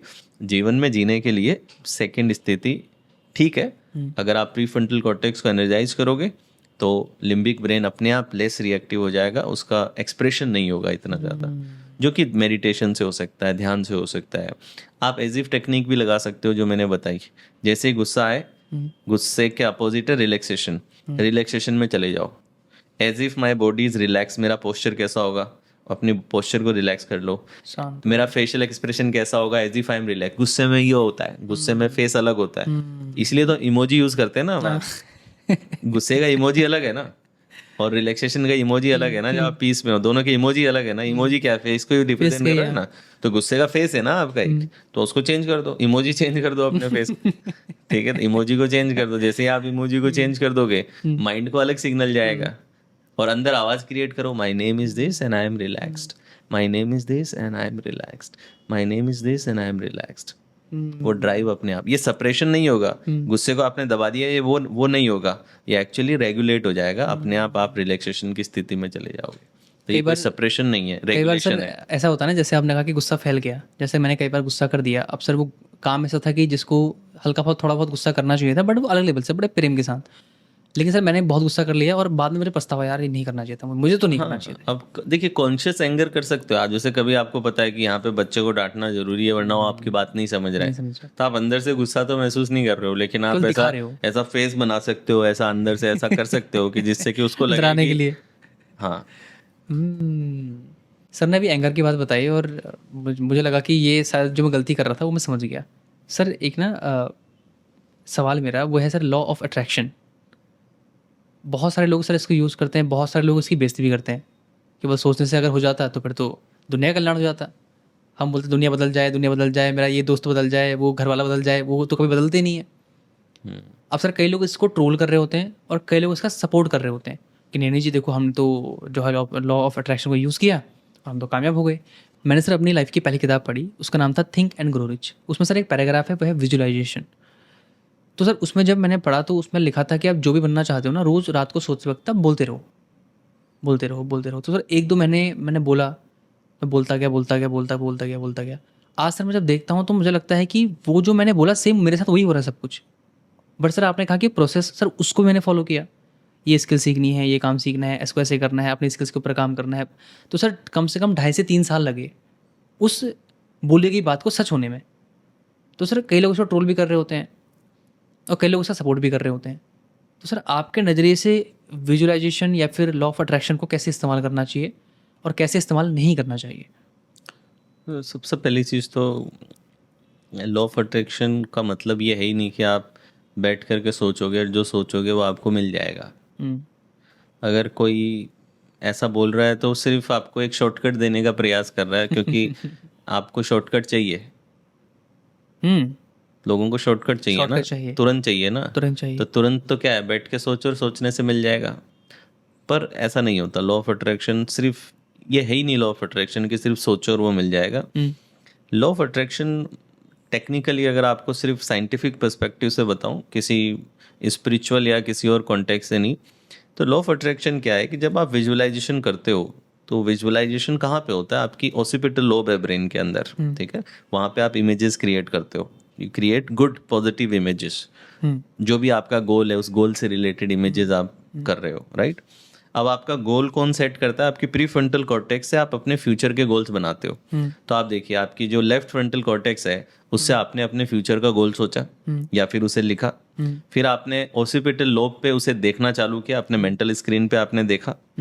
तो इससे हुआ क्या, आपका जो डोपामिन सर्किट है, आपके जो रिवॉर्ड सर्किट है ब्रेन के, वो रिवॉर्ड सर्किट उस विजुअल के साथ में जुड़े हुए रहते हैं, ऑसिपिटल लोब से जुड़ा हुआ है वो। तो जब अच्छा विजुअल मिल रहा है तो वो डोपामिन रिलीज कर रहा है। तो यानी कि हो क्या रहा है, आपकी प्रीफ्रंटल कॉर्टेक्स, आपके ऑसिपिटल लोब और आपके रिवॉर्ड सर्किट्स, ये सब सिंक्रोनाइजेशन में आ रहे हैं और आप एक एसोसिएशन पैदा कर रहे हो अपने ब्रेन के अंदर। एसोसिएशन किस चीज़ की? इस गोल को हमें पाना है, उस गोल के प्रति एक एसोसिएशन आप बना रहे हो। So you are basically synchronising your brain, priming your brain to achieve a certain goal. तो अब क्या होता है कि जैसे एक शराबी अगर एडिक्ट हो चुका है, ठीक है, तो फिर आप चाहे लॉकडाउन लगा दो, चाहे आप उसे दुनिया के किसी भी कोने में छोड़ दो, अगर तो वहाँ शराब है तो ढूंढ लेगा। ये होता है सर। वो कैसे भी ढूंढ लेगा, कहीं पे भी ढूंढ लेगा। कई लोग जो वीड के एडिक्ट होते हैं, marijuana के एडिक्ट हैं, या फिर किसी कोकेन के एडिक्ट हैं, ड्रग्स के एडिक्ट हैं, आप उन्हें कहीं पे भी छोड़ो, वो ढूंढ उन्हें ही लेते हैं। वो नहीं ढूंढेंगे तो पैडलर उन्हें ढूंढ लेता है। रूमी ने कहा था ना, आप जिसे खोज रहे हो वो भी आपको खोज रहा है। ठीक है, तो दोनों की मुलाकात हो ही जाती है। क्यों? क्योंकि उसका ब्रेन प्राइम्ड है कि मुझे ये खोजना है। तो लॉ ऑब्जेक्टिव ऑफ क्लियर है। अट्रैक्शन इस तरीके से काम करता है, ब्रेन लेवल पे, न्यूरो साइंस लेवल पे बात कर रहा हूँ, कि आपके ब्रेन के अलग अलग हिस्सों को आपस में एसोसिएशन में ले आता है उस गोल के प्रति। तो अब क्या होगा, अब अगर बाहर कोई भी व्यक्ति है जो आपके गोल तक आपको पहुंचा सकता है, आप तुरंत उस व्यक्ति से जुड़ जाओगे, आप उस व्यक्ति से कनेक्ट कर जाओगे। आपके दिमाग में आइडिया ऐसे जनरेट होंगे जो आइडिया आपको उस गोल की तरफ सबकॉन्शियसली ले जाएंगे। आप उस पर एक्शन लेने लगोगे। सो एक्शन तो होगा ही, लेकिन एक्शन के लिए जो मोटिवेशन पैदा करना है, वो मोटिवेशन इस एसोसिएशन की वजह से पैदा होगा। ऐसा कभी नहीं हो सकता कोई व्यक्ति राइट विजुअलाइजेशन कर रहा हो और वो एक्शन नहीं ले रहा हो, ऐसा कभी नहीं होगा। ऐसा कभी नहीं होता। It will never happen. मैंने सर एक चीज़ नोटिस की ना, अभी जब तक हम अभी से बात कर रहे हैं, मैंने सर की एक चीज़ देखी कि सर ना केवल हवा हवा में बात नहीं कर रहे हैं, सर हर चीज़ को साइंस से जोड़ के सिखा रहे हैं। और यही एक कोच की बहुत बड़ी जो है स्ट्रेंथ होती है कि आपको कैसे सिखा रहा है। तो मुझे लगता है कि सर ये बहुत सारी जो बातें आपने बताई हैं वो लोगों को साइंस के लेवल पर बहुत ज़्यादा समझ में आने वाली हैं। सर अगला मेरा सवाल, सोशल मीडिया, सर अभी जैसे हम बात कर रहे थे बिजनेसमैन के लिए, अब हम बात करते हैं सर आम लोगों के लिए, जो स्टूडेंट आज हमें सुन रहे हैं, कोई पढ़ाई कर रहा होगा, कोई बिजनेस कर रहा होगा, कोई हाउसवाइफ होगी, कोई गर्ल्स होगी, कोई है ना लड़का होगा जो देख रहा होगा इसको। तो सोशल मीडिया ना दो तरीके से काम कर रहा है लोगों के लिए, जैसे आपने बताया, किसी के लिए पॉजिटिव, किसी के लिए नेगेटिव, डिपेंड करता है हम इस्तेमाल कैसे करते हैं। बट सर वो सब कुछ समझने के बावजूद भी एडिक्शन को रोक नहीं पाता आपने। तो सोशल मीडिया सर मैं चाहूँगा केवल ओवरव्यू आप दें कि कैसे उन्हें बर्बाद कर सकता है और कैसे अगर वो चाहें तो उसको यूज़ करके वो कामयाब हो सकते हैं। सी, कोई भी चीज़ अगर ऑटोमेटिकली होने लगी है तो बर्बाद करेगी, और अगर आप कॉन्शियसली कर रहे हो तो वो आपको हेल्प करेगी। तो अगर मैंने डिसाइड किया सपोज कि मुझे पैसे की न्यूरो साइंस पे रिसर्च करनी है, और इस इंटेंशन के साथ मैं गया और मैंने रिसर्च करनी चालू करी इंटरनेट पे, ये कॉन्शियस है, ये मुझे सपोर्ट करेगा, ठीक है। और ये मैं गया रील देखने, और एक रील से दूसरी, दूसरी से तीसरी, वहाँ पे किसी ऐप का लिंक दे रखा था, जाके ऐप डाउनलोड कर ली, उस ऐप के अंदर कुछ और करने लग गया। माइंडलेसली हो रहा है ना। तो माइंडफुल अगर कर रहे हो तो फायदा देगा, माइंडलेस होकर कर रहे हो तो नुकसान देगा। और ये सिर्फ सोशल मीडिया पे लागू नहीं होता, ये हर चीज़ पे लागू होता है ज़िंदगी की। अगर मोबाइल फ़ोन माइंडफुली यूज़ कर रहे हो अच्छा है, माइंडलेसली यूज़ कर रहे हो खराब है। टीवी माइंडफुली यूज़ कर रहे हो अच्छा है, माइंडलेसली यूज़ कर रहे हो खराब है। खाना माइंडफुली खा रहे हो बहुत अच्छा है, माइंडलेसली खाओगे बहुत बुरा हो जाएगा। पैसे के पीछे माइंडफुली जा रहे हो बहुत अच्छा है, माइंडलेसली भागोगे कुछ भी कर दोगे खराब हो जाएगा। हर चीज़ में अगर माइंडफुली जा रहे हो तो वो आपके जीवन में प्रगति लेकर आएगी, और जिसमें आप माइंडलेसली जाने लगोगे वो आपके जीवन में डिस्ट्रक्शन लाएगी। मेरा सर आखिरी सवाल है इस पॉडकास्ट का, एक सर बहुत बड़ा सवाल जो कई सारे लोगों के क्लियर नहीं होते और कई सारे लोगों के क्लियर हो जाते हैं, वह है गोल्स। और इसके ऊपर बहुत सारी किताबें हैं, बहुत सारे प्रोग्राम्स लोगों के हैं। उसके बावजूद भी सर लोग ना अपने गोल्स को लिखते नहीं हैं। उन्हें लगता है लिख के क्या होगा, हमें पता है ना हमें घर चाहिए, गाड़ी चाहिए, सब कुछ चाहिए। तो उसके बावजूद भी सर वो गोल्स को नहीं लिखते और कहीं ना कहीं यकीन नहीं करते। कई लोग कहते हैं गोल मत लिखो, आप उसको पाने का जो रास्ता है, उस बीच पे जो आपको काम करना है उसका आप गोल बनाओ। उसके बाद आप तो वहाँ पहुँच जाओगे। अगर आपको गाड़ी, घर, सब कुछ अपने जीवन में अच्छा चाहिए तो पहले आप उस लायक बनने के लिए उन स्किल्स को तो सीखो। आपने एंड गोल लिख दिया फिर आप काम भी नहीं कर रहे हो तो फिर गोल तो बेकार हो जाएंगे। तो सर गोल्स को लिखने का सही तरीका क्या है जिससे वो गोल उनके सफल हो जाए? देखिए, सबसे पहले तो आप गोल्स को क्वालिफाई करें कि क्या मुझे इस गोल के प्रति अपने आप को कमिट करना है कि नहीं करना है। क्योंकि गोल दो तरीके से आपके जीवन में आते हैं, एक बाहर से आते हैं और एक अंदर से आते हैं। बाहर से गोल क्या आते हैं कि आप पे इम्पोज किए गए गोल, कि आपके माता पिता ने कहा कि तुझे डॉक्टर बनना है और आपने उन्हें खुश करने के लिए दिन रात लगा दिया और आप डॉक्टर बन भी गए, लेकिन अब आप खुश नहीं है। कई लोगों के साथ ऐसा होता है। ठीक है, तो कई बार आप समाज के और दुनिया के प्रेशर में आकर के वो गोल ले लेते हैं। ऐसे गोल आपको कभी खुशी नहीं देंगे, आप वो अचीव भी कर लोगे तो भी खुशी नहीं आएगी आपके जीवन में, सिर्फ पछतावा आएगा, रिग्रेट आएगा। अगर आप अपने मन का काम नहीं कर रहे हो तो। हाँ, तो गोल सबसे पहले ये चेक करो कि ये गोल मैंने क्यों लिया है, उस गोल के पीछे का वाई ढूंढो।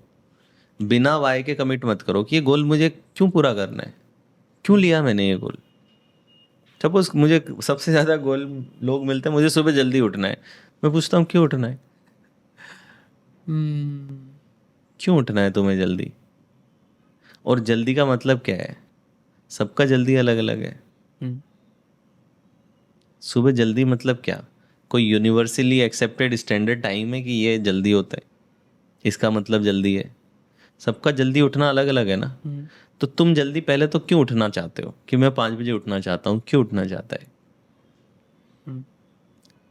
बहुत से लोगों को इसका कोई क्लियर जवाब ही नहीं है कि क्यों उठना चाहता हूँ। ब्लैंक हो जाते हैं। कहते हैं कि ज़्यादा टाइम रहेगा, कोई कहता है कि लाइफ ठीक हो जाए, कोई कहता है, मम्मी पापा कहते हैं सुबह जल्दी उठने से सब ठीक हो जाता है। बहुत सारे लोगों का तो ये बिलीफ है कि अगर मैं सुबह जल्दी उठने लग जाऊंगा तो मेरी लाइफ में मैं सक्सेसफुल हो जाऊंगा। मेरे जीवन में पीड़ा इसलिए है क्योंकि मैं जल्दी नहीं उठ रहा। राइट, जबकि सक्सेस और जल्दी उठने का क्या लेने देना है, कोई लेना देना है क्या। बहुत से लोग सुबह जल्दी उठ रहे हैं लेकिन सक्सेसफुल नहीं है, उनके खुद के मायनों में सक्सेसफुल नहीं है। सक्सेस का मायना सबका अलग अलग हो सकता है, लेकिन उनका मायना जो है सक्सेस का, I have seen many people जिनको चाहिए कि उनके पास ज़्यादा पैसा हो, गाड़ी हो, बंगले हो, उसका मतलब वो सक्सेस मानते हैं। और मैं उनसे जब पूछता हूँ आप रोज़ सुबह जल्दी उठते हो, बोले हाँ उठता हूँ रोज। तो फिर ये है क्यों नहीं आपके पास में। उससे कोई लेना देना नहीं है।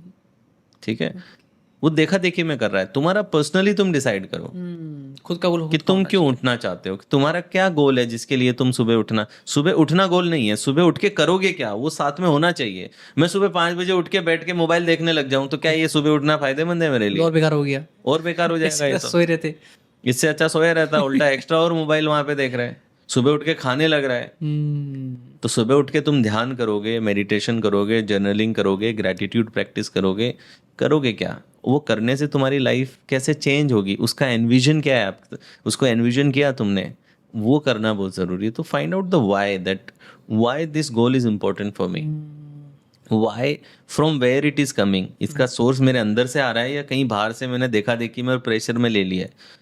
पहले तो चेक करो मेरे अंदर से है क्या गोल ये। सेकेंड चीज़, ये क्यों मैंने लिया है। ये होने के बाद में then step by step plan बनाओ कि ये गोल को पूरा करने के ये 5 स्टेप हैं, ये 6 स्टेप हैं। तो वो स्टेप्स क्लैरिटी लो कि ये पूरा कैसे होगा। वो होने के बाद में भी हैव एन अकाउंटेबिलिटी पार्टनर, कोई मेंटर या कोई अकाउंटेबिलिटी पार्टनर या कोई सपोर्ट सिस्टम रखो। आज हर एक एथलीट को कोच क्यों दिया जाता है। विराट कोहली का कोच क्या उससे बढ़िया क्रिकेट खेलता है क्या, बैटिंग उससे बढ़िया करता है क्या।